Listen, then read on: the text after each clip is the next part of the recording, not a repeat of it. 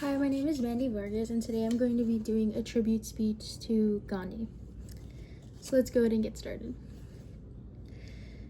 Imagine freeing a nation not with bullets, but with beliefs, not with force, but with fearless resolve.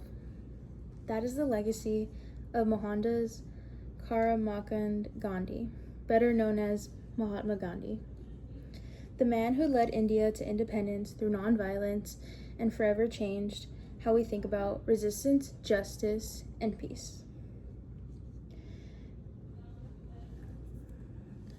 Gandhi was born in 1869 in Porbandar, a small town in western India.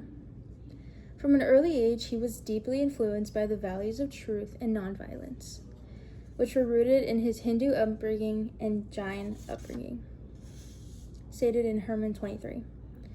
But his transformation into a global symbol of peace began from home during his time in South Africa, where we witnessed brutal racial discrimination, where Gandhi first experimented with peaceful civil obedience and began to believe in what we called satyagraha, or truth force, the idea that nonviolent protest could be more powerful than violence, stated in Gandhi 34 through 36.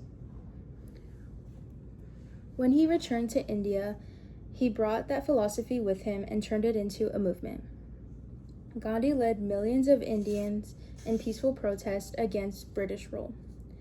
Perhaps the most famous of these was the Salt March in 1930, where he walked 240 miles to the sea to make salt in defiance of British laws, as stated in Dalton 98.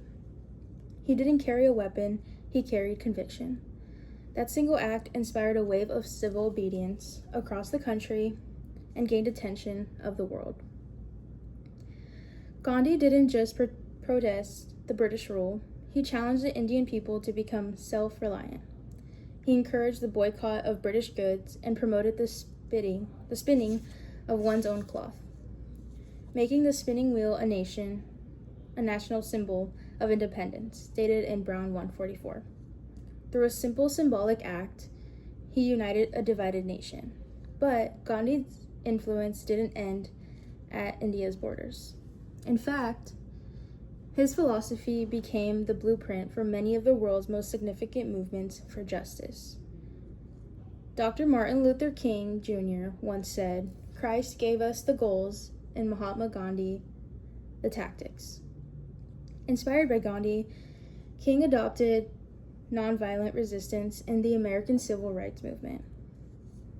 Nelson Mandela, too, studied Gandhi while imprisoned in South Africa, using his strategies to fight apartheid. Even today, Gandhi's ideas live on. His teachings of peace, self-discipline, and moral courage continue to shape global activism. From climate protests to campaigns for human rights, as stated in Sharp 46, Gandhi once said, "In a gentle way, you can shake the world." And he did. He shook the foundation of empires without ever striking a blow. He showed us that the strongest force in the world isn't violence, it's conscience. His courage to do what's right, even when it's unpopular. It's the willingness to suffer for others without ever causing harm. In honoring Gandhi, we don't just remember a historical figure, we remember a path, a way forward. And in a world with conflict, his legacy reminds us that true power lies not in domination, but in dignity. Not in control, but in compassion. Let us carry his legacy, not in our memory, but in our actions. Let us be bold enough to speak the truth and brave enough to do it peacefully. That's my speech about Gandhi. I hope this speech inspired everyone to take action and speak up and fight for what's right. Yeah, thank you.